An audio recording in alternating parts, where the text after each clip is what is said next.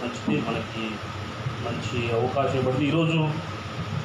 ఈరోజు మనం ఈ వాక్యం వింటుండగా ఇప్పుడు దాకా ప్రార్థన చేస్తున్న మాకు బైబిల్ చదివించేది మేము మాత్రమే కాదు, చేయాల్సింది ప్రతి వారు చేయాలని మరి దేవుడు కోరుకుంటున్నాడు.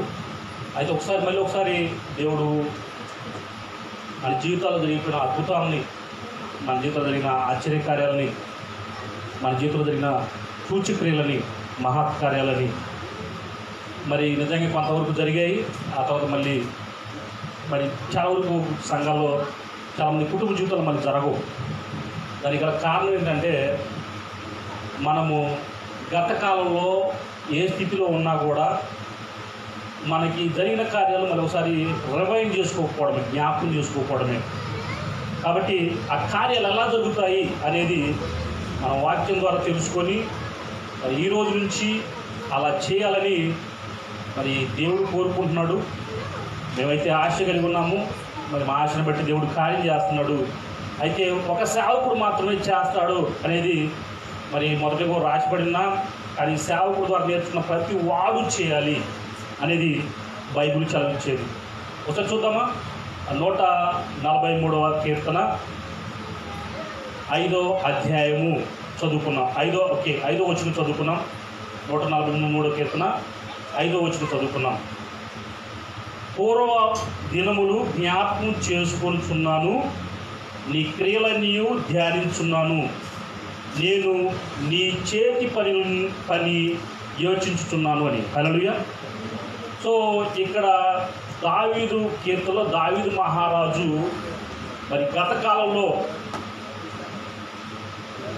మరి దేవుడు తన చేతుల ద్వారా చేసిన పనిని జ్ఞాపకం చేసుకుంటున్నాడు.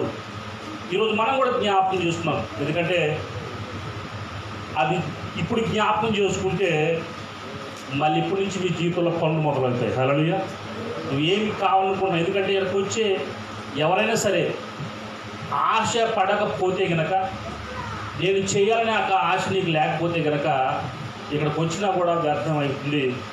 అది మనకి ఒక రకంగా చెప్పాలంటే వ్యతిరేకంగా కూడా పనిచేస్తుంది. ఎందుకంటే ఇక్కడికి వచ్చిన తర్వాత ఈ వాక్యం వినడంలో నువ్వు శ్రద్ధిస్తే ఈ వాక్యము నీ జీవితంలో పనిచేస్తుంది. హల్లెలూయా. చూద్దామా ఏమని రాయబడింది? పూర్వ దినములు జ్ఞాపకం చేసుకుంటున్నాను, నీ క్రియలన్నీ ధ్యానిస్తున్నాను, నేను నీ చేతుల పని యోచిస్తున్నాను. సో ఈరోజు మనము ఒకరు ద్వారా దేవుడు చేసిన పనిని ఆలోచిస్తాము. ఏంటి మీ అందరికి తెలుసు, మరి మోషేని దేవుడు ఎన్నుకుంటాడు. దేవుడు ఎన్నుకొని పిలుచుకుంటాడు. పిలుచుకునేటప్పుడు ఆయన ఒక మాట అంటాడు. ఏంటంటే ఆయన మరి మోషే తన మామ మంద మేస్తుండగా మరి ఆయన ఆ యొక్క పర్వతం దాటి వెళ్ళిపోయిన తర్వాత మరి పొదనడుమ అగ్నిజ్వాలల్లో దేవదూత కనబడి ఆయనతో మాట్లాడటం జరుగుతుంది. అలానే ఐగుప్తులో ఉన్న యొక్క ప్రజల బాధ నేను చూశాను, వాళ్ళని కాపాడటానికి నేను వచ్చాను. అయితే చూడండి, 430 సంవత్సరాలు దాదాపుగా అబ్రహాంకి ఇచ్చిన వాగ్దానం నెరవేర్చడం కూడా దేవుడు చెల్లించలేదు. వాళ్ళని ఐగుప్తులకు అప్పచెప్పాడు. యాకోబు ఐగుప్తులకు వెళ్ళిపోయాడు బిడ్డలతోని. 430 సంవత్సరాలు వాళ్ళ తరాలు, మరి 4 తరాల దాకా వాళ్ళు అక్కడ ఉన్నారు. అయితే అక్కడ నుంచి బయటికి రావాలి. బయటకు వచ్చే సమయంలో వీళ్ళని మరి ఎంత అణిచివేయాలనుకుంటున్నారో ఇజ్రాయెల్ని ఐగుప్తు రాజు, వాళ్ళు అంత అత్యధికంగా ప్రబలిపోతున్నారు, అంత గొప్ప అవుతున్నారు. అయితే వాళ్ళని కష్టపెట్టిన దాన్ని బట్టి వాళ్ళు మొరపెట్టము మరి ఇక్కడ చూస్తూ ఉంటాం. దేవుడికి వాళ్ళు మొరపెడతా ఉంటారు. దేవుడికి మొరపెడితే ఎవరు పనిచేయాలి? దేవుడే పనిచేయాలి. హల్లెలూయా. అయితే ఇక్కడ చూడండి, వీళ్ళేమో దేవుడికి సరాసరి మొరపెడుతుంటారు. దేవుడు ఏం చేస్తాడంటే మరి గొర్రెలు కాస్తున్న మోషే దగ్గరికి వెళ్తాడు. హల్లెలూయా. వాళ్ళ ప్రార్థన ఏమో దేవుని దగ్గరికి వెళ్తుంది. దేవుడు పనిచేయాలనుకుంటున్నాడు, దిగి వచ్చాడు. కానీ ఆయన స్వతహాగా ఎప్పుడు పనిచేయడు. ఆయన పనిచేయాలంటే ఎవడో ఒకడు కావాలి. కాబట్టి ఐగుప్తు నుంచి పారిపోయి వచ్చిన మోషే మరి మిద్యాన యాజకుడైన తన ఇత్రో అనే తన మామ యాజకుడైన ఇత్రో యొక్క మామ యొక్క మందను కాస్తుండగా ఈ యొక్క పర్వతం దాటిపోయిన తర్వాత మరి హోరేబు కొండకు వచ్చిన తర్వాత, హోరేబు పర్వతం దగ్గరికి వచ్చిన తర్వాత పదునడుమ మాట్లాడి ఏమంటాడంటే చూద్దాం. 7వ వచనంలో 3వ అధ్యాయం, ఒకే నిర్గమాకాండము 3వ అధ్యాయము 7వ వచనంలో రాయబడింది. పేజీ నెంబర్ 46, పాత నిబంధన. మరియు యెహోవా ఇట్లనెను, నేను ఐగుప్తులో ఉన్న నా ప్రజల బాధను నిశ్చయంగా చూచితిని. పనుల్లో తమను కష్టపెట్టి వారిని బట్టి వారు పెట్టిన మొరను పెట్టింది. వారి దుఃఖము నాకు తెలిసే ఉన్నది. కాబట్టి ఐగుప్తుల చేతుల నుండి వారిని విడిపించుటకును, ఆ దేశం నుండి విశాలమైన మంచి దేశమునకు, అనగా కానానీయులకు, హిత్తీయులకు, అమోరీయులకు, పెరిజీయులకు, హివ్వీయులకు, యెబూసీయులకు నివాసస్థానమై పాలు తేనెలు ప్రవహించు దేశమునకు వారిని నడిపించుటకును దిగి వచ్చి ఉన్నాను. హల్లెలూయా. ఇశ్రాయేలు మొర నిజంగా నా యొద్దకు చేరినది. ఐగుప్తులు వారిని బాధ పెట్టుకున్న హింస చూస్తుంది. కాగా రమ్ము, నిన్ను ఫరో యొద్దకు పంపెదను. ఇశ్రాయేలైన నా ప్రజలను నీవు ఐగుప్తులను తోడుకొని పోవాలను. హల్లెలూయా. వాస్తవానికి ఎవరిని సహాయం అడిగితే వాళ్ళే చేయాలి, అవునా? ఎవరి దగ్గరికి వెళ్ళిపోయి సహాయం అడిగితే వాళ్ళే చేయాలి. వీళ్ళు ఇశ్రాయేల్ ప్రజలేమో దేవుడికి మొరపెడుతున్నారు, దేవుడేమో మోషేని పిలుస్తున్నాడు. హల్లెలూయా. నేను సర్వశక్తిమంతుడైన దేవుడిని కాబట్టి భూమి మీద వాడు రాజైనా, రాజకీయ నాయకుడైనా, డబ్బు ఉన్నవాడైనా, బలవంతుడైనా, ధనవంతుడైనా నేను వెళ్ళను. నా మాటకి నువ్వు వెళ్ళిపోయి అక్కడ పనిచేయాలి. హల్లెలూయా. కాబట్టి మోషే ఏమో నిజం చెప్పాలంటే మాట మాన్యం గలవాడు, అంత నేర్పరి కాదు. అయితే దేవుడు ఎవరి దగ్గరికి వచ్చాడు? గొర్రెలు దాచుకునే యొక్క మోషే దగ్గరికి వచ్చి, నువ్వు రా, నేను ఫరో దగ్గర నేను తీసుకెళ్తా, వాళ్ళ మధ్య ఫరో యొక్క రాజు యొక్క చేతుల నుండి నేను వారిని విడిపిస్తా. ఎలా విడిపిస్తారో చూడండి ఒకసారి. ఏమంటాడు? 9వ వచనము, ఐగుప్తు రాజు మహాబలంతో నీ మీదకి వచ్చి మిమ్ము పోనీయడని నేను ఎరుగుదును. కానీ నేను నా చెయ్యి చాపి ఐగుప్తు మధ్యమున నేను చేయదలించి ఉన్న నా అద్భుతములన్నిటినీ చూపి దాన్ని పాడు చేసేదను. అటు తర్వాత అతడు మిమ్మును పంపివేయును అంటున్నాడు. హల్లెలూయా. చూడండి, ఐగుప్తు అనేది అప్పటికి నిజంగా మహా గొప్ప నగరము. అయితే దేనికి తక్కువ కాని యొక్క దేశము, అందమైన దేశము, పచ్చగా ఉండే దేశము, అవునా? ఈజిప్ట్ లాంటి దేశము ఒకటి లేదు అన్నట్టుగా ఆ రోజులలో ఐగుప్తుని పిలిచేవారు. ఐగుప్తులో మరి నైల్ నది ఉండి ఈజిప్ట్లో అది నిజంగా చాలామంది చాలా పట్టణాలు కట్టుకోవడానికి అవకాశం ఇచ్చింది. అయితే చూడండి, ఐగుప్తు దేశాన్ని పాడు చేయాలంటే ఏం జరగాలి? అద్భుతాలు జరగాలంట. హల్లెలూయా. అద్భుతాలు ఎలా చేస్తున్నట్టున్నాడు? నేను నా చెయ్యి చాపి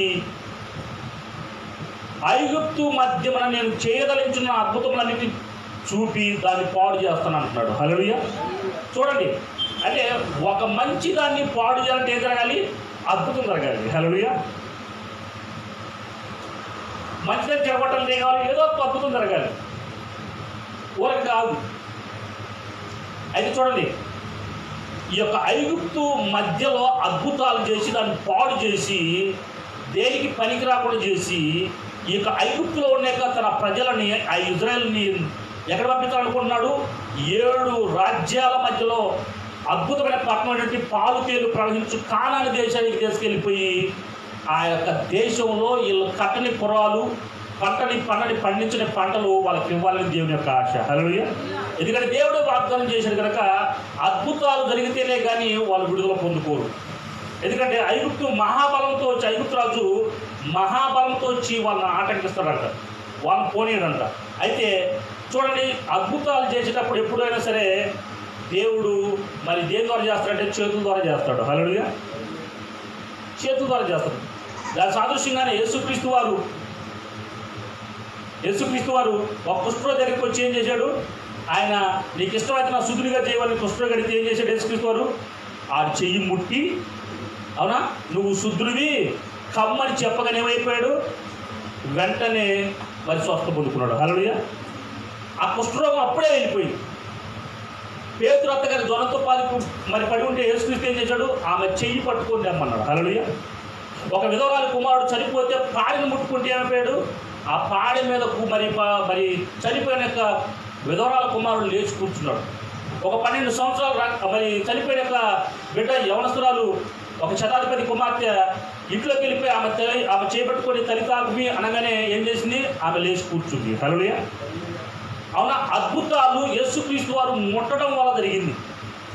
ఒక గుడ్డివాడిని స్వస్థపరచాలన్నా, ఒక మోగవాడు చెవిటివాడిని బాగు చేయాలన్నా, ఆ చెవులలో వేలు పెట్టి ఉమ్ము ఊచి కళ్ళకు రాచి స్వస్థ పొందుకో మరి శిలోమైన కోటిట్లోకి వెళ్ళిపోయి కడుక్కున్న తర్వాత కళ్ళు మరి కనపడటం చూశాడు. కాబట్టి అద్భుతాలు చేయాలంటే ఏం కావాలి? చేతులు కావాలి. హల్లెలూయా. ఎవరి చేతులు కావాలి? దేవుడి చేతులు కావాలి. అవి నీవై ఉండాలి. హల్లెలూయా. కాబట్టి ఇక్కడ మోషే అర్హత లేనివాడు, మాట మాంద్యం గలవాడు, ఒక రకంగా భయస్తుడు కూడా. ఎందుకంటే ఐగుప్తులో ఒక ఐగుప్తుని చంపిన తర్వాత పరోరాజు చంపుదని భయపడి ఇక పారిపోయి వచ్చాడు అన్నమాట. ఎక్కడైతే చనిపోతామని చంపుతారని భయపడి వెళ్ళిపోయాడో అదే ప్రాంతానికి నిజంగా ఈ యొక్క మాట చెప్తున్నప్పుడు నాకు బెల్లంపల్లి ప్రవీణ్ పాస్టర్ గుర్తొస్తున్నాడు. ఎందుకంటే బెల్లంపల్లిలో ఆయన చేసిన శాస్త్రాలకి, ఆయన జీవించిన విధానానికి మరి నక్సల్స్ ఆయన్ని మరి చావు కొట్టారంట. ఇంకోసారి కనపడితే చంపేస్తామని చెప్పినప్పుడు పారిపోయి హైదరాబాద్లో ఫుట్పాత్ మీద పడుకొని ఒక మీటింగ్లో మరి అక్కడ దేవుడు దర్శించి అతన్ని మరి మాట్లాడటం ద్వారా మారు మనసు కలిగి అక్కడ సేవా పరిచయానికి సిద్ధపడిపోయి మరి అదే బెల్లంపల్లికి నువ్వు వెళ్ళిపో, ఎక్కడైతే చంపుతారంటున్నావో అక్కడికి వెళ్ళిపోయి నువ్వు పరిచయం చేయాలి. హల్లెలూయా. మరి ధైర్యంగా వచ్చేసి ఆ ప్రాంతంలో పరిచయం చేస్తూ ఇప్పుడు మరి యావత్ ప్రపంచానికి కూడా పరిచయం చేయడంలో ఒక మాదిరికరమైన జీవితం కలిగించాడు. కాబట్టి మోషే ఎక్కడి నుంచి భయపడి వచ్చాడు? చనిపోతానని ఐగుప్తు నుంచి పారిపోయి వచ్చాడు. కానీ దేవుడు ఏమంటున్నాడు? అదే ఐగుప్తుకి నువ్వు వెళ్ళిపోయి అద్భుతాలు చేయాలి. హల్లెలూయా. నువ్వు అద్భుతాలు చేయాలి. కాబట్టి నీకు నేను నేర్పిస్తా అద్భుతాలు. ఎలానో చూద్దాం. 4వ అధ్యాయము, నిర్గమకాండము 4వ అధ్యాయము 1వ వచనం నుంచి. అందుకు మోషే, చిత్తగించుము, వారు నన్ను నమ్మరు, నా మాట వినరు, యెహోవా నీకు ప్రత్యక్షం కాలేదందురు అని ఉత్తరం ఇయ్యగా. అంటే మాటతో చెప్తే వినకపోతే ఏం చేయాలి? చేతుల ద్వారా చూపించాలి. హల్లెలూయా. కాబట్టి దేవుడు అంటున్నాడు చూడండి 2వ వచనము, యెహోవా నీ చేతిలోనిది ఏమిటి అని అడిగాను. అందుకు కర్ర అనెను. అందుకు ఆయన నేలను దాన్ని పడివేయమని అనెను. అతడు దాన్ని నేలను పడివేయగానే అది పామాయను, మోషే దాని నుండి పారిపోయిన అంటున్నాడు. హల్లెలూయా. చూడండి, తన చేతిలో ఏముందో ఆ దాని ద్వారా అద్భుతాలు చేస్తున్నాడు. అవునా, అడుగుతున్నాడు మోషే ఏమని? అయ్యా, నేను వెళ్ళిపోయి నువ్వు కనపడ్డావు, మిమ్మల్ని విడిపించడానికి నన్ను పంపించాడు దేవుడు. మీరు ఏ దేశంలో అయితే ఇంతకు ముందు ప్రార్థన చేశాడు మీ పితరులు, అబ్రహాంకి ఎవరైతే వాగ్దానం చేశాడో ఆయనే నా దగ్గరికి వచ్చి మాట్లాడాడు, మిమ్మల్ని విడిపించడానికి నన్ను ఇక్కడ పంపించాడని. ఒకవేళ నేను ఇజ్రాయెల్కి చెప్తే వాళ్ళు నా మాట నమ్మరు అన్నప్పుడు దేవుడు ఏమంటున్నాడు? నీ చేతిలో ఏముందో చెప్పు అంటున్నాడు. ఏముంది? మోసే చేతిలో కర్ర ఉంది, అది కర్ర అని చెప్పాడు. ఆ కర్రని ఏమంటున్నాడు?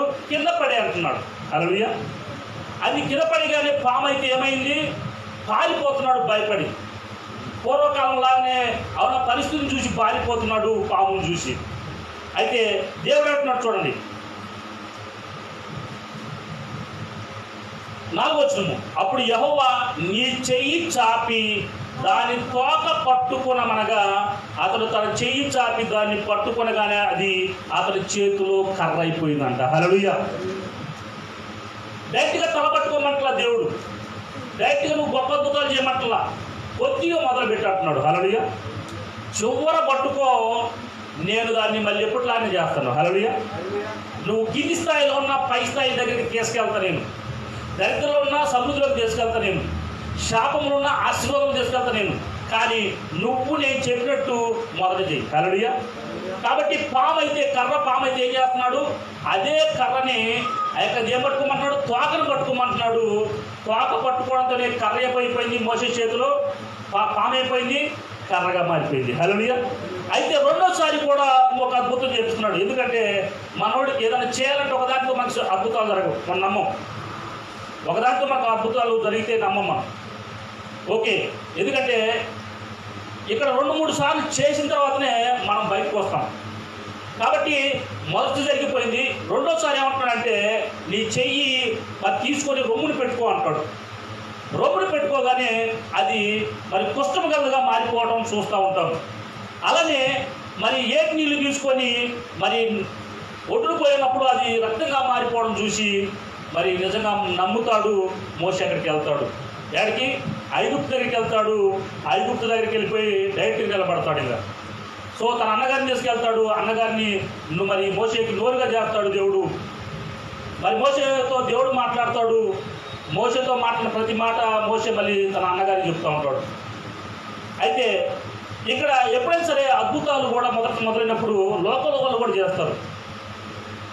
లోకంలో వాళ్ళు కూడా చేసినప్పుడు మనం భయపడాల్సిన అవసరం లేదు. దానికి మించిన కార్యాలు జరగాలని మనం కోరుకోవాలి. ఎందుకంటే లోకంలో ఉన్నట్టుగా రోగాలు మనకు ఉంటాయి, లోకంలో ఉన్నట్టుగా మనకు కష్టాలు ఉంటాయి, లోకంలో ఉన్న ఆర్థిక పరిస్థితులు మనకు ఉంటాయి, లోకంలో ఉన్నట్టుగా మరి గొడవలు అల్లర్లు మనకు ఉంటాయి. అయితే వాటిని అధిగమించడం కోసము మొదటిగా దేవుడు నిజంగా ఐగుప్తులోకి వెళ్ళిన తర్వాత ఒక 3 అద్భుతాలు వరుసగా చేయించినప్పుడు ఏమీ కనిపించదు.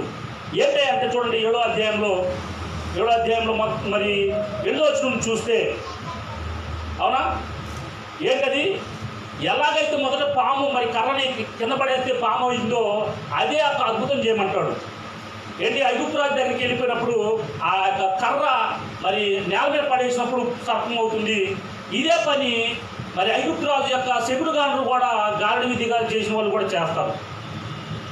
కాబట్టి ఇక అక్కడ రాజుకి పెద్దగా మార్పు ఉంటుంది. ఎందుకంటే వీళ్ళు చేస్తున్నారు, అదే అద్భుతము లోపల ఉన్న వాళ్ళు కూడా చేస్తున్నారు. ఆ తర్వాత మరి మోషేకి చెప్తాడు, నువ్వేం చేస్తావంటే నువ్వు రేపు పొద్దున అతని దగ్గరికి వెళ్ళిపోయి ఏటొద్దుకి వెళ్తున్నా స్నానం చేయడానికి, నువ్వు ఆ ఏటెడ్డికి వెళ్ళిపోయి ఆ ఏటి నీళ్ళ మీద నీ యొక్క కర్ర తీసుకుని కొట్టు అంటాడు. కొడితే అక్కడ ఏటి నది నీళ్ళు మరి రక్తంగా మారుతాయి. ఇదే పని మరి చెకుడుగాళ్ళు కూడా చేస్తారు, గారడి విధిగాలు కూడా వచ్చారు, ఐగుప్తు చెకుడుగాళ్ళు కూడా అలా చేస్తారు, మంత్రగాళ్ళు కూడా అలా చేస్తారు. ఇక్కడ కూడా మరి నిజంగా ఐగుప్తు రాజు మనసు మారదు. ఇక్కడ కూడా సర్వసాధారణంగానే మరి అద్భుతాలు చేస్తున్నారు. ఇదేం చేస్తున్నారు? లోపల ఉన్న వాళ్ళు కూడా అదే చేస్తున్నారు. 3వసారి 8వ అధ్యాయం రాయబడింది. మొదటి వచ్చి చూస్తే, అవునా, ఆ యొక్క ఐగుప్తులో కప్పలను రప్పిస్తాడు అన్నమాట. కప్పలను రప్పించే అద్భుతాలు చేసినప్పుడు అక్కడ మరి నిజంగా కప్పలు వచ్చేసి ఏటి నీళ్ళలో నుంచి మరి ఆ ఇల్లు మొత్తం కూడా ఐగుప్తు యొక్క మరి ప్రాంతం మొత్తం కూడా కమ్మినప్పుడు ఇదే పని మరి ఐగుప్తులో ఉన్న చెకుడుగాళ్ళు కూడా చేస్తారు. హల్లెలూయా. ఇక్కడికి 3 అద్భుతాలు మరి జరిగిపోయినాయి. ఈ 3 అద్భుతాలు మోషే చేశాడు. మరి అక్కడున్న లోపల ఉన్న ఐగుప్తు రాజు యొక్క శకుడుగాళ్ళు కూడా అది చేశాడు. ఇక్కడ కూడా తేడా కనిపించలేదు. అయితే ఇక్కడ నుంచి దేవుడు ఇక మనుషులు చేరిన అద్భుతాలు చేయడానికి సిద్ధపరిచాడు. హల్లెలూయా. ఏంటంటే అక్కడే చూస్తే 10వ అధ్యాయంలో చూస్తే అక్కడ ధూళి మీద తన కర్రతో కొట్టగానే మరి అక్కడ అన్ని ఆ ఐగుప్తు దేశం అంతా కూడా పేరు అయిపోయినట్ట. హల్లెలూయా. ఐగుప్తు పేర్లన్నీ కూడా మరి ఐగుప్తు పేరు వచ్చి మొత్తం కూడా పాకుతున్నప్పుడు ఇదే అద్భుతము ఐగుప్తు చెకుడుగాళ్ళు చేయాలని చెప్పి ప్రయత్నం చేసినప్పుడు అక్కడ అవి జరగవు. హల్లెలూయా. అంటే జరగడమే కాకుండా అక్కడ వాళ్ళు ఏమంటారంటే అక్కడ 10వ వచనంలో చెకుడుగాండ్రు ఇది దైవ శక్తి అని ఫరోతో చెప్పారంట. హల్లెలూయా. అయ్యా ఇప్పుడు దా చేశాము, అక్కడ వాళ్ళు చేసినట్టుగా మేము చేసాము, మాకున్న శక్తిని బట్టి ఈ పేరు అనేది మేము చేయలేము. ఎందుకంటే ఇది దేవుని యొక్క శక్తితో చేయబడుతుంది, వాళ్ళు దేవుని శక్తితో చేస్తున్నారు కాబట్టి ఇక ఇవి మేము చేయలేమని. హల్లెలూయా. అలానే ఇప్పటికి ఎన్ని అయిపోయావు? 4 అద్భుతాలు, 3 అయిపోయాయి, 4వ దానికి వచ్చారు చేయలేకపోయారు. అయితే 5వ అద్భుతం చూస్తే 20వ వచనంలో రాయబడింది, అవునా, అప్పుడు దాకా అక్కడ ఐగుప్తు రాజు ఎదుటికి వెళ్ళిపోయి చేసేవాడు. కానీ 5వ అద్భుతం వచ్చేసరికల్లా రేపు జరుగుతుంది అని చెప్పి వెళ్ళిపోతారు అనమాట. ఏంటంటే రేపు ఏం చెప్తారు చూడండి. 20వ వచనంలో, నీవు నా ప్రజలను పోనీయని ఎడలా చూడుము, నేను నీ మీదికిని నీ సేవకుల మీదికిని నీ ప్రజల మీదికిని నీ ఇంద్రలోనికి ఈగల గుంపులను పంపెదను. ఐగుప్తుల ఇంద్రను వర్ణ ప్రదేశమును ఈగల గుంపుతో నిండి ఉండును. మరియు భూలోకంలో నేనే యెహోవానని నువ్వు తెలుసుకున్నట్లు ఆ దినమున నేను నా ప్రజలను నివసించున్న గోషేను దేశంలో వినాయించెదను.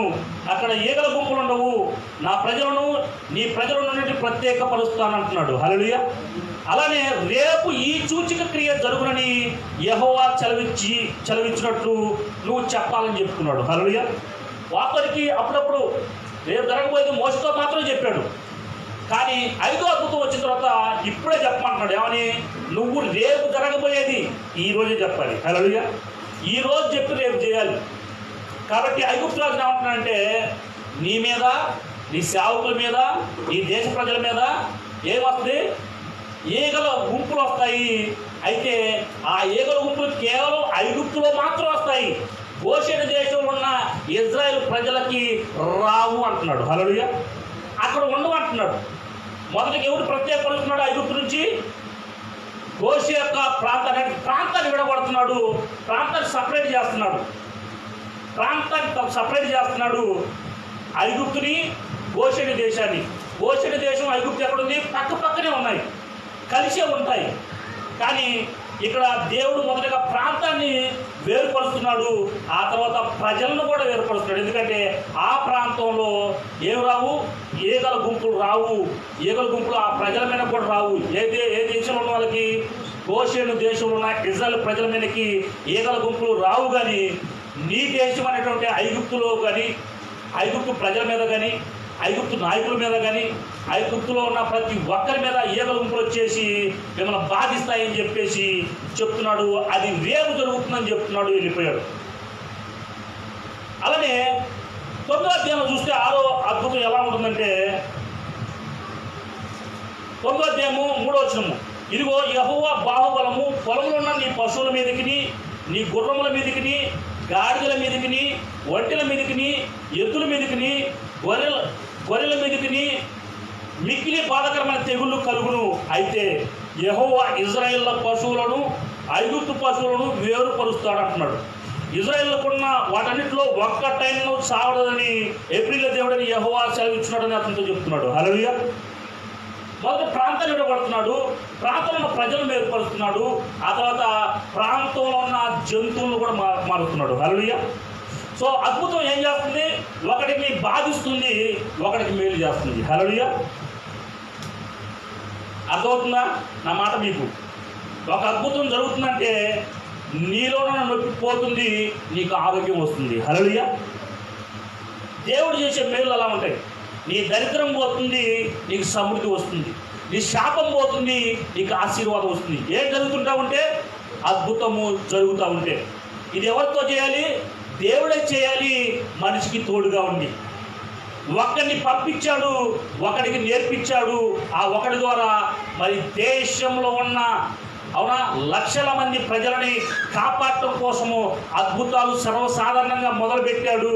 ఇక అక్కడ సర్వసాధారణమైన మనుషులు కూడా చేయలేని అద్భుతాలు చేసి ప్రాంతాలను విడగొడుతున్నాడు, ప్రాంతంలో ఉన్న ప్రజలను వేరుపరుస్తున్నాడు, ప్రాంతంలో ఉన్న జంతువులను కూడా వేరుపరుస్తున్నాడు.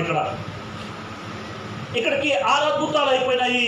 అయితే 7వ అద్భుతం చూస్తే చూడండి, 9వ అధ్యాయము 8వ వచనంలో రాయబడింది, కాగా యెహోవా మీరు మీ పిడికిలి నిండా ఆవపు బుడ్డి తీసుకొని మోషే ఫరో కన్నుల ఎదుట ఆకాశం వైపు దాన్ని చల్లవలెను. అప్పుడు అది ఐగుప్తు దేశమంతటా సన్నపు ధూళి అయి ఐగుప్తు దేశమంతటా సన్నపు ధూళి అయి ఐగుప్తు దేశమంతటా మనుషుల మీదను జంతువుల మీదను పొక్కు దద్దుర్లకునని మోషే అహరోనుతో చెప్పును. కాబట్టి మోషే ఆకాశం దాన్ని చల్లగానే అది మనుషులకును జంతువులకును పొక్కులు దద్దుర్లు అయినంట. ఆ దద్దుల వల్ల చెకుడు గాండ్రు మోషే ఎదుట నిలవలేకపోయి ఆ దద్దుర్లు చెకుడు గాండ్రకు ఐగుప్తుల కదలకి పుట్టిందంట. హల్లెలూయా. 3 అద్భుతాలు చేసేదాకా వాళ్ళు కూడా చేశారు. 4వ అద్భుతం నుంచి చూస్తూ ఉన్నారు ఏం చేస్తారా అని చెప్పేసి. కానీ 4, 5, 6 అద్భుతాలు సర్వసాధారణంగా వాళ్ళు చేయని విధంగా జరిగినప్పటికీ కూడా 7వ అద్భుతం వచ్చేకల్లా ఎవరైతే 3 అద్భుతాలు మోషే ఫరో ఎదుట నిలబడి, ఫరో పక్క నిలబడి ఆయన పక్షాన్ని నుండి మోషేకి వ్యతిరేకంగా అద్భుతాలు చేశారో శకుడు కానటువంటి వాళ్ళని కూడా ఆ ప్రాంతంలో నిలబడకుండా ఏమైంది? పారిపోయారంట. హల్లెలూయా. ఇలాంటి అద్భుతాలు దేవుడు నీ చేతుల ద్వారా జరిగించుడుగాక. ఎందుకని? ఎవరిని చేయాలనుకుంటున్నాడు దేవుడు? నువ్వు మొదలుపెట్టే దేవుడికైనా ఎవరి ద్వారా చేయాలనుకుంటున్నాడు? సేవకుడి ద్వారా చేయాలనుకుంటున్నాడు. ఆ సేవకుడు ఆయన మాట వినేవాడై ఉండాలని కోరుకుంటున్నాడు. హల్లెలూయా. కాబట్టి ఇక్కడ చేస్తున్నాడు, అవునా, చేతుల ద్వారా. నోటితో చెప్తున్న మాట ఇక జరిగిస్తున్నాడు, తన చేతులు పైకెత్తున్న ప్రతిసారి కూడా. చూద్దాం ఎంతో అద్భుతం ఎలా జరిగిందో. 9వ అధ్యాయము 18వ వచనం నుంచి, ఇదిగో రేపు ఈ వేళకు నేను మిక్కిలి బాధకరమైన వడగండ్లను కురిపించదను. ఐగుప్తు రాజ్యము స్థాపించిన దినం మొదలుకొని ఇది వరకు అందులో అట్టి వడగండ్లు పడలేదు. కాబట్టి నీవు ఇప్పుడు పంపి నీ పశువులను పొలంలో నీ కలిగిన నీ యావత్తును త్వరగా భద్రం చేయము. ఇంటికి రప్పింపడగా పొలంలో ఉండే ప్రతి మనుషుని మీదను జంతువు మీదను వడగండ్లు కురియును. అప్పుడు అవి చచ్చునని చెప్పును.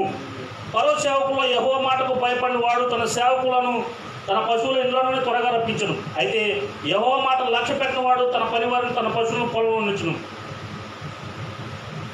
యెహోవా నీ చెయ్యి ఆకాశం వైపు చాపుము. ఐగుప్తులందరూ మనుషుల మీదను జంతువుల మీదను పొలంలో కూరలంటి మీదను వడగండ్లు ఐగుప్తు పేర్చి మందులు పడని మోసే చెప్పిన. మోసే తన కర్రను ఆకాశం వైపు ఎత్తినప్పుడు యెహోవా ఉరుములను వడగండ్లను కలగజేయగా పిడుగులు భూమి మీద పడుచుండెను. యెహోవా ఐగుప్తు దేశం మీద వడగండ్లు కురిపించును. అలాగూ వడగండ్లతో కురిసిన పిడుగులను బహుబలమైన ఐగుప్తు దేశం మాత్రం అది రాజ్యమందు మొదలుకొని మరెన్నో అతిథి కలగలేదు. అయితే చూడండి 20వ వచనం, అయితే ఇజ్రాయెల్లో ఉన్న గోషేను దేశంలో మాత్రం వడగండ్లు పడలేదు అంటున్నాడు. హల్లెలూయా. ఐగుప్తులో జరుగుతుంది అద్భుతము, అవునా? సర్వసాధారణంగా ఉంది గోషేను దేశము. హల్లెలూయా. అద్భుతాలు జరుగుతున్నప్పుడు ఎవరు భయపడుతున్నారు? ఎరగని వాళ్ళు భయపడుతున్నారు, ఎరిగిన వాడు సంతోషిస్తున్నాడు. హల్లెలూయా. ఎందుకంటే ఎరగని వాడికి అది మరణం వస్తుంది, ఎరిగిన వాడికి అది జీవం వస్తుంది కనుక వాడు ఎల్లప్పుడూ ఎప్పుడు విడుదల పొందుకుంటానని చెప్పేసి ఆనందిస్తూ ఉన్నాడు. కాబట్టి గోషేను దేశంలోనే మరి పొలాలను కానీ జంతువులను కానీ కూర మొక్కలను కానీ కాపాడాడు అద్భుతం చేసి.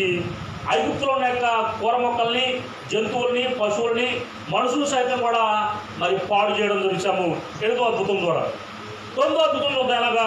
10వ అధ్యాయము 4వ వచనం నుంచి, నీవు నా జనులు పోనీయనోళ్ళని ఎడల ఇదిగో రేపు నేను మిడతలను మీ ప్రాంతం నుండి రప్పించదను. ఎవడను నేలను చూడనంతగా అది దాన్ని తప్పించుకోనని శేషమును అనగా వడగండ్ల దెబ్బను తప్పించుకోనని మిగిలిన దానిని అవి తినివేయును. పొలంలో మొలిచిన ప్రతి చెట్టును తినును. మరియు అవి నీ ఇండ్లలోను నీ సేవకులందరి ఇండ్లలోను ఐగుప్తులందరి ఇండ్లలోను నిండి పోవును. నీ పితరులు కానీ నీ పితామహులు కానీ ఈ దేశంలో ఉన్న నాటి నుండి నేటి వరకు వాటిని చూడలేదని చెప్పి మరో ఎదుటి నుండి బయలు వెళ్ళను. హల్లెలూయా. కాబట్టి ఇప్పుడు ఏం చేస్తున్నాడు? వడగాళ్ళు కురిసిన తర్వాత ఇంకా మిగిలి ఉంటాయి కదా కూర మొక్కలు కానీ మరి చెట్లు కానీ కాయల పండ్లు కానీ పూలు కానీ వాటన్నిటి నాశనం చేయడానికి ఏం పంపిస్తున్నాడు? 9వ అద్భుతంగా మిడతలను పంపిస్తున్నాడు. ఆ మిడతలో ఐగుప్తులో ఉన్న వాటిని అన్నింటినీ కూడా మరి సర్వనాశనం చేశాయి. అయితే చూడండి, ఇక ఒక అద్భుతం చేస్తున్నప్పుడు ఎలా ఉందో చూద్దాం. 10వ అధ్యాయము 20వ వచనము, అందుకు యెహోవా మోషేతో ఆకాశం వైపు నీ చేయి చాపుము. ఐగుప్తు మీద చీకటి చేతికి తెలియనంత చిక్కని చీకటి కమ్మును. మోషే ఆకాశం వైపు తన చేతి ఎత్తినప్పుడు ఐగుప్తు దేశమంతా 3 దినములు అంధకారమైను. 3 దినములు ఒకరినొకడు కనుగొనలేక ఎవడను తనున్న చోటు నుండి లేవలేకపోయాను. ఆయన ఇజ్రాయేలందరికీ వారి నివాసంలో వెలుగుండెను అంటున్నాడు. హల్లెలూయా. అంటే ఏంటి?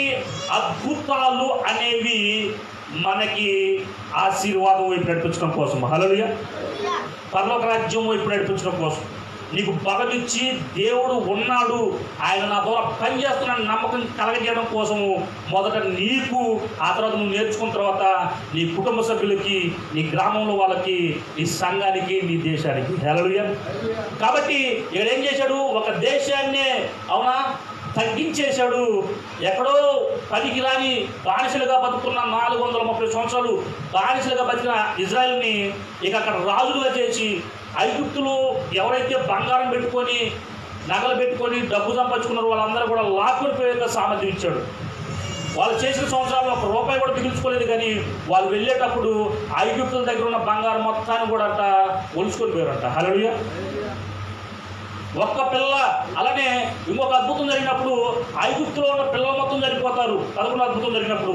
కానీ గోషేను దేశంలో ఉన్న ఇజ్రాయెల్ ప్రజల్లో ఒక్కడూ చావలేదు.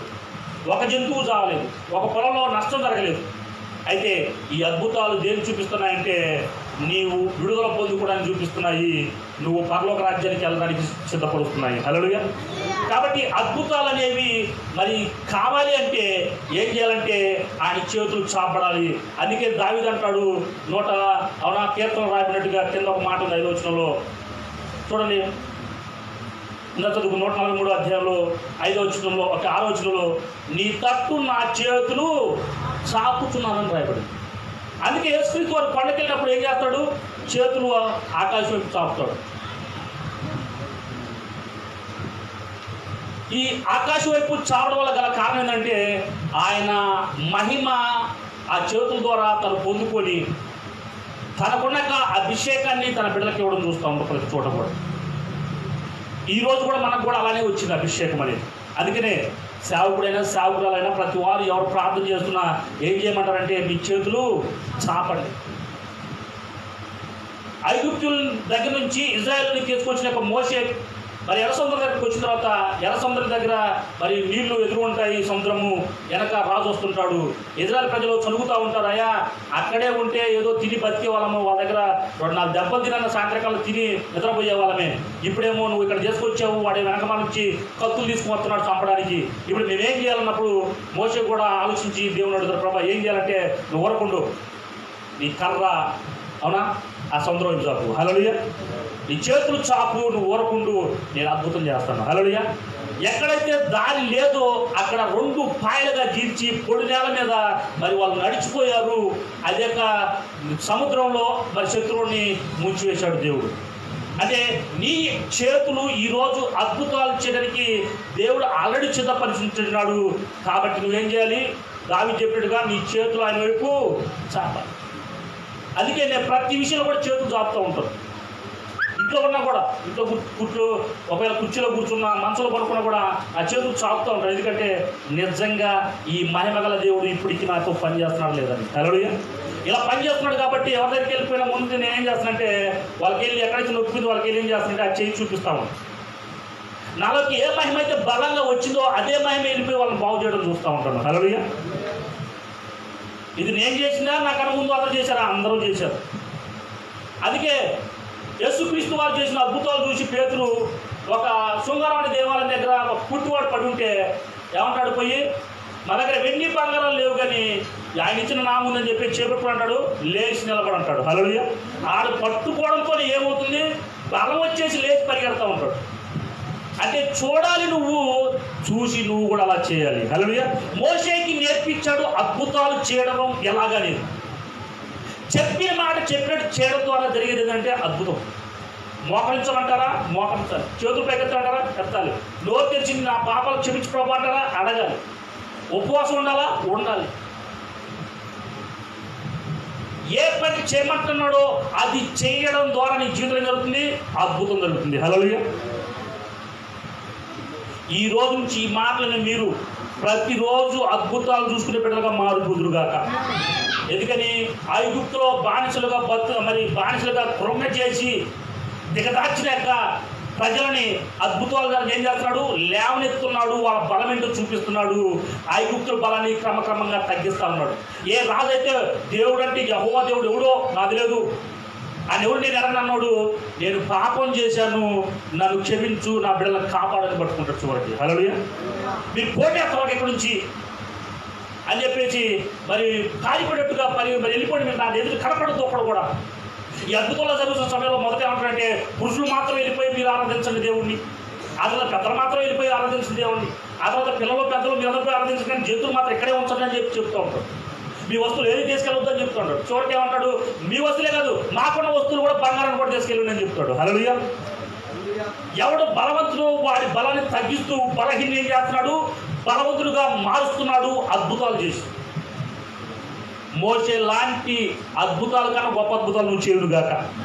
ఎందుకంటే బైబిల్లో రాయబడింది మీరు కూడా ఇలా జరుగుతుందని అనుకోరంట, అలాంటి కార్యాలంట దేవుడు నీ జీవితంలో జరిగిస్తున్నాడు.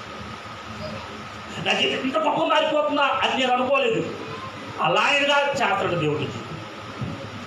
అందుకే యేసుక్రీస్తు కూడా అన్ని అద్భుతాలు చేసి ఏమన్నాడు తెలుసు చివరికి? చూడండి, యోహాను సువార్త 14వ అధ్యాయము 12వ వచనం. 10, 11, 12 చదవండి, బాగుండదు. యోహాను సువార్త 14వ అధ్యాయము 10వ వచనం చదవండి.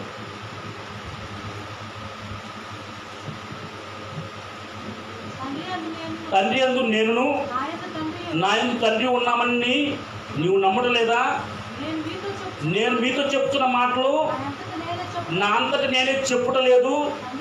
తండ్రి నా యందు నివసించు తన క్రియలు చేయుచున్నాడు.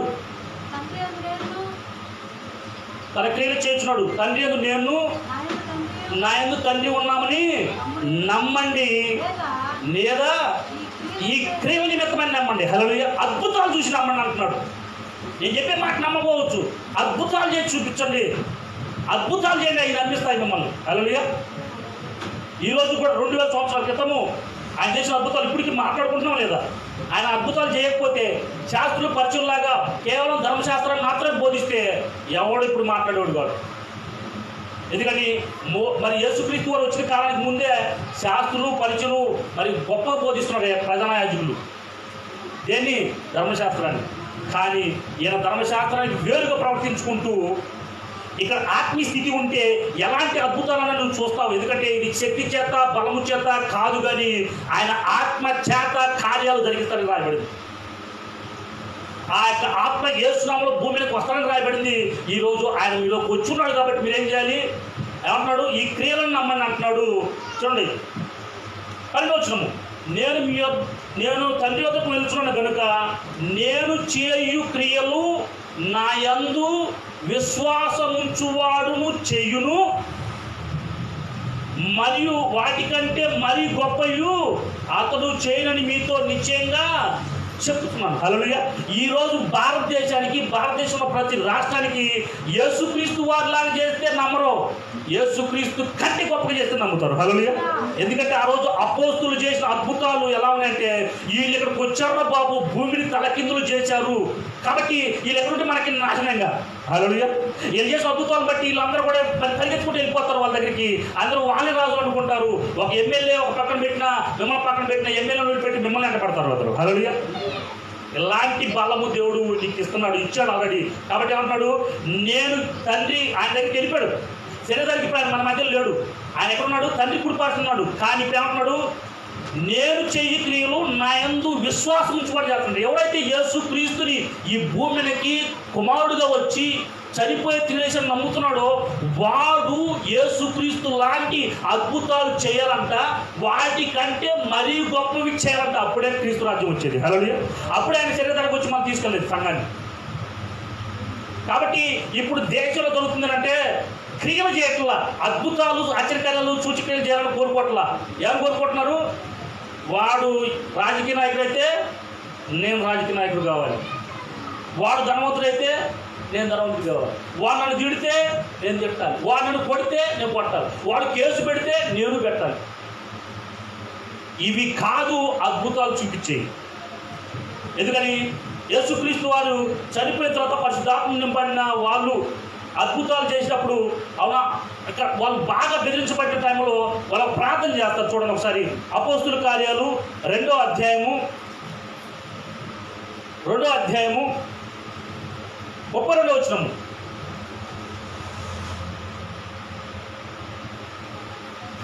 ఓకే,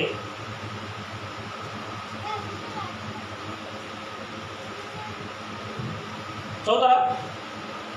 ఈ యేసును దేవుడు లేపడు, దీనికి మేమందరము సాక్షులము కాగా ఆయన దేవుని కుడిపార్శ్వమందు హెచ్చింపబడి పరిశుద్ధాత్మ కూర్చున్న వాగ్దానము తండ్రి వలన పొంది మీరు చూచు వినుచున్న దీన్ని కొమ్మరించున్నాడు అంటున్నాడు. పరిశుద్ధాత్మను ఎందుకు పొందుకుంటామంటే ఆయన అద్భుతాలు చూడటం కోసము అని రాయబడింది. చూడండి 4వ అధ్యాయము 29-30 రాయబడింది. చూడండి 4వ అధ్యాయము అపోస్తుల కార్యాలు 29-30. ప్రభువా, ఈ సమయం నందు వారి బెదిరింపులు చూచి రోగులను స్వస్థపరచుటకును నీ పరిశుద్ధ సేవకుడైన యేసు నామము ద్వారా సూచక్రియలను మహత్కార్యములు చేయుటకును నీ చెయ్యి చాచి ఉండగా నీ నామం బహుధైర్యంగా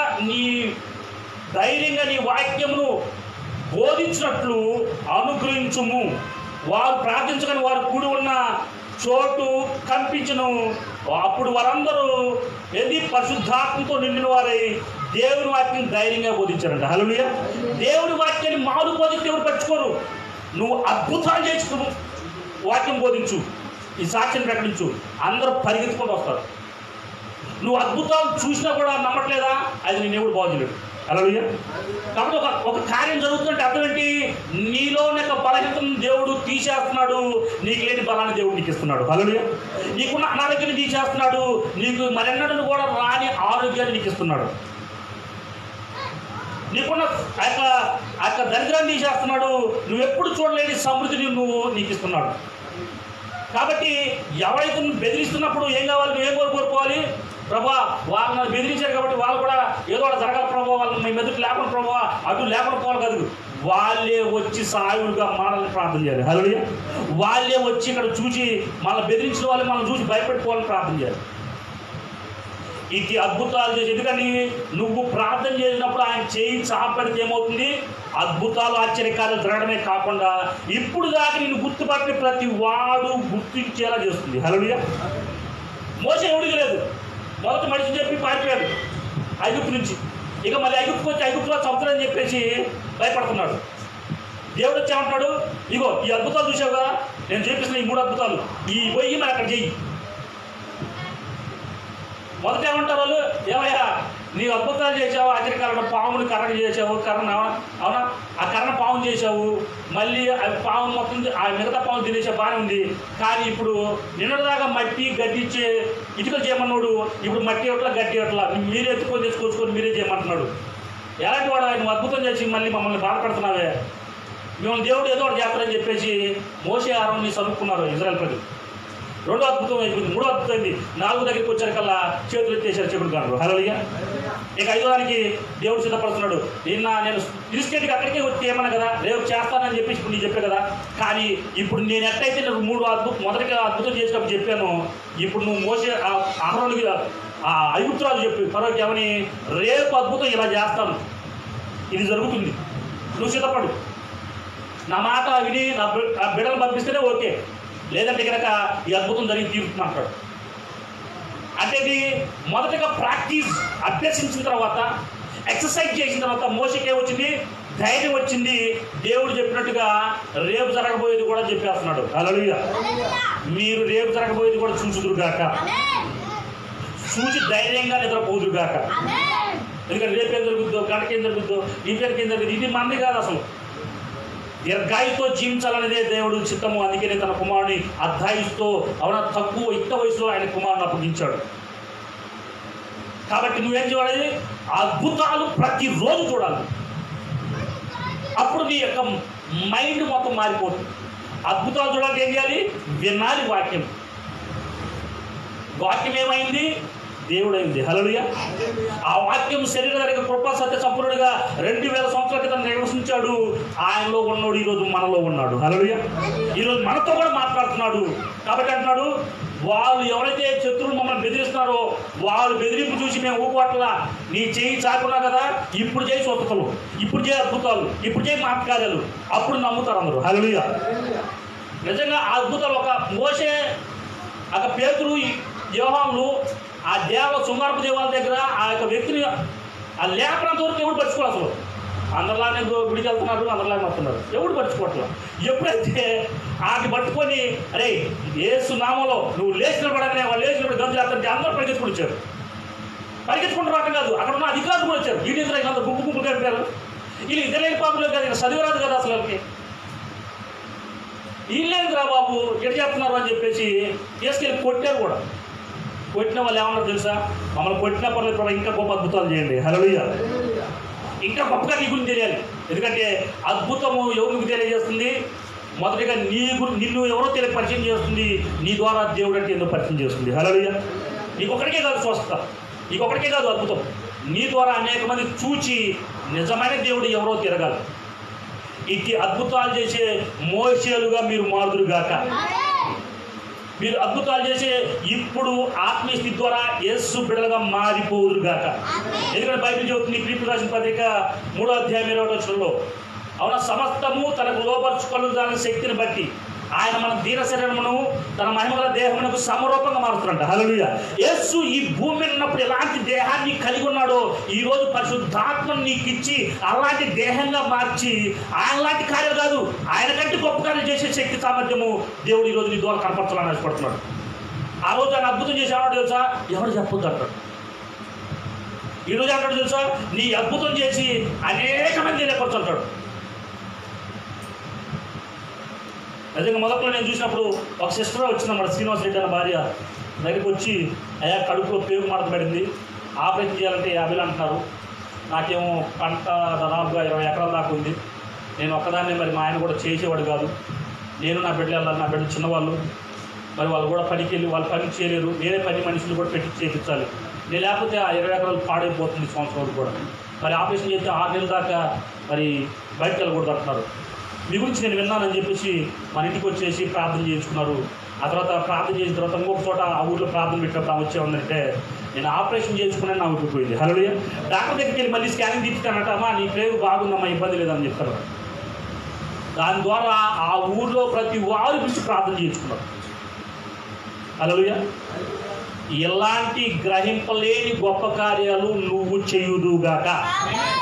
ఒకవేళ నేనే పాస్టర్ గారు ప్రార్థన చేయాలి, తల చేపెట్టి అభిషేకం, నిజమే ఈ అభిషేకం నీకు అవసరం, కానీ ఈ అభిషేకం నీ ద్వారా వెళ్ళిపోవాలి, అనేక మందికి చూపించేట్టుగా అద్భుతాలు జరగాలి, నువ్వు మాట్లాడి పని చేయాలని చెప్పేసినావు. కాబట్టి మరి మోషే నోటి ద్వారా మాట్లాడుతున్న దేవుడు పని అనేది ప్రత్యక్షంగా చూపిస్తున్నాడా, చేతుల ద్వారా చూపిస్తున్నాడు. హల్లెలూయా. ఏమంటాడు, మోషే నీ కర్ర పైకెత్తు, నీ చేతులు పైకెత్తు అంటాడు. ఒకసారి ఫిలిష్తీయులకి ఇజ్రాయెల్కి యుద్ధం అవుతుంది, మరి మోషే ముసలోడు అయిపోతాడు, యుద్ధం ప్రకటిస్తాడు. అయితే మోషే దగ్గర పనిచేసిన యెహోషువ అంటాడు, యెహోషువ ఏమంటాడు, నువ్వు సైన్యం తీసుకెళ్ళిపోయి మన వాళ్ళని 10 మందిని బలవంతుల్ని వాళ్ళతో తీసుకెళ్ళి కింద దిగు అని చెప్పేసి ఇక అక్కడ ఒక కొండ మీద నిలబడేసి చేతులు పైకెత్తాడు. చేతులు పైకెత్తి ప్రార్థన చేస్తున్నప్పుడు చేతులు పైకెత్తి ప్రార్థన చేసినంత వరకు కూడా ఇజ్రాయెల్ ఫిలిష్తీయులు మొత్తం జయిస్తూ ఉంటాడు. ఎప్పుడైతే మోషే చేతులు బరిగిపోయి అప్ప ముసలోడిని ఎంగితే పొంచలేరు అది దించపోతుంటే వాళ్ళు ఫిలిష్తీయులు వచ్చేసి ఇజ్రాయెల్ జనం చంపుతారు.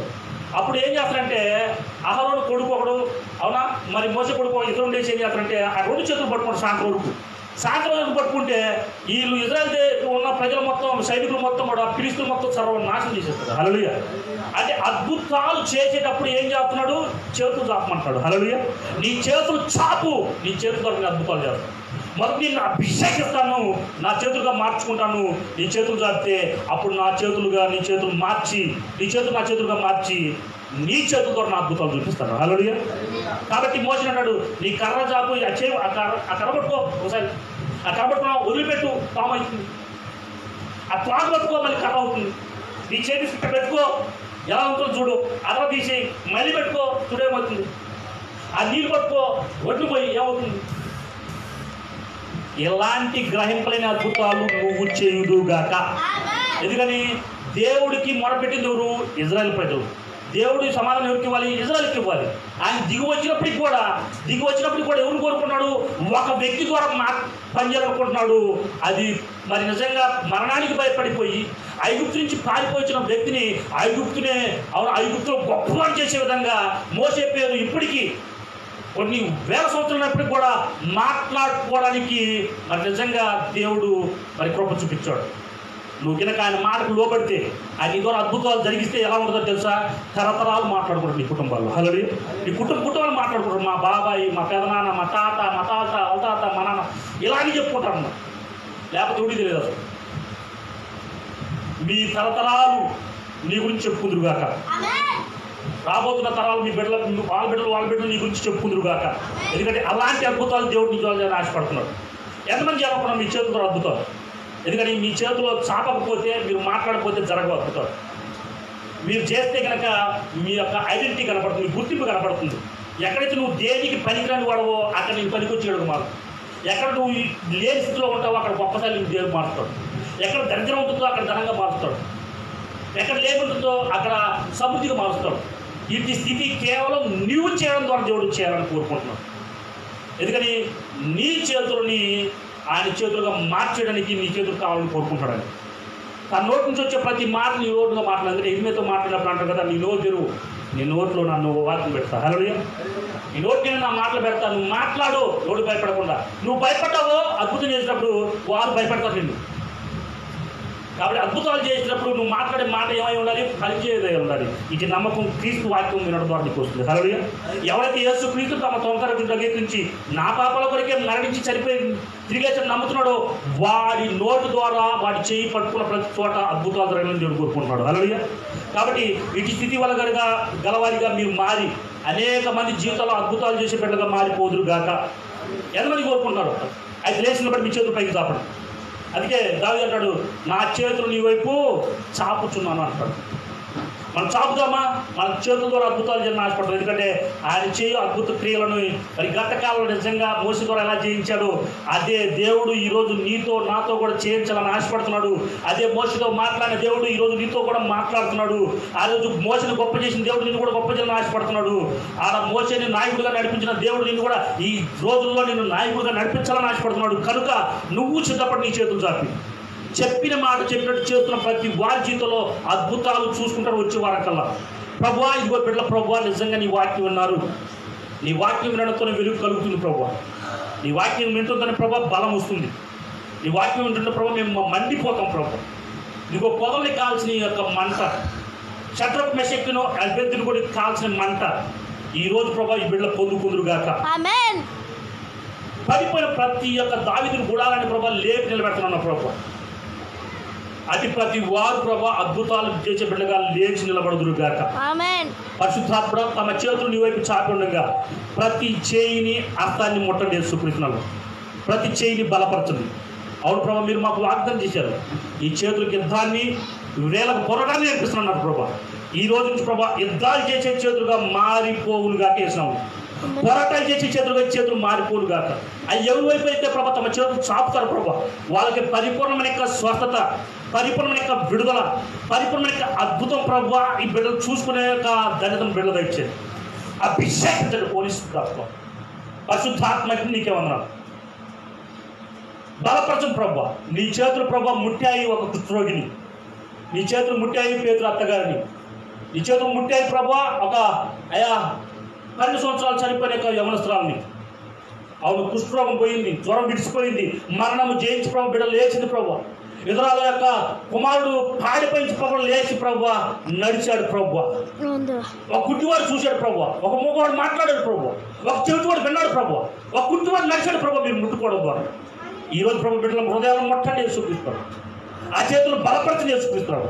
నీ వైపు చాచిన ప్రతి చేతులు ప్రభా మీరు బలంగా పట్టుకోండి యేసుక్రీస్తున్నారు.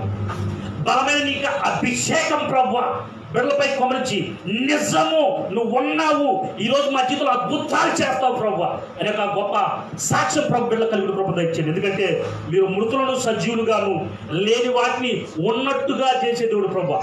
లేని సమృద్ధి బిడ్డల కలుగులుగా యేసుక్రీస్తున్నారు, లేని ఆరోగ్యము సంపూర్ణ ఆరోగ్యం కలుగులుగా అద్భుత రీతిగా ప్రభు బిడ్డలను బలపరిచి నీ నామ మహిమగంతకు ప్రభు బిడ్డలు వాడుకోండి. అభిషేకించలేస్తున్నాం. ఇప్పుడు దాకుండా ఆ పాత తలంపులు తీసేది ప్రభు నీ తలంపులుగా మార్చండి. ఇప్పుడు దాకుండా పాత మార్గాల నుంచి ప్రభు నీ మార్గాలుగా మార్చండి. అయ్యా నీ వైపు చూపి ప్రభు నీ దగ్గర నుంచి మాత్రమే పొందుకునే ప్రభు ఇచ్చేయండి. నీ నామాన్ని మాత్రమే ప్రభు చూపించే బిడ్డగా మార్చలేస్తున్నాము. ధనవంతులుగా మార్చండి, భాగ్యవంతులుగా మార్చండి, రాజులుగా మార్చండి, రాజకీయ నాయకులుగా మార్చండి, ఇచ్చే బిడ్డగా మార్చండి, పైవలుగా మార్చండి, తలగా మార్చండి ప్రభు. అనేకులు ప్రభు ఆ గొప్ప బిడ్డలుగా జీవించే ధన్యతలు ప్రభు బిడ్డలు దయచేసి ప్రభు నీ ఆమె మహిమగంతున్న బిడ్డలు వాడుకోమని యేసుక్రీస్తునామములో ప్రార్థిస్తున్నాను తండ్రి, ఆమేన్. అందరూ చెప్పడం కూడా రేపు నుంచి మీ జీవితంలో అద్భుతాలు జరగబోతున్నాయి, అలాగే గొప్ప అద్భుతాలు జరగబోతున్నాయి, మీరే చేసే బిడ్డలు మారిపోతున్నారు. ఓకే.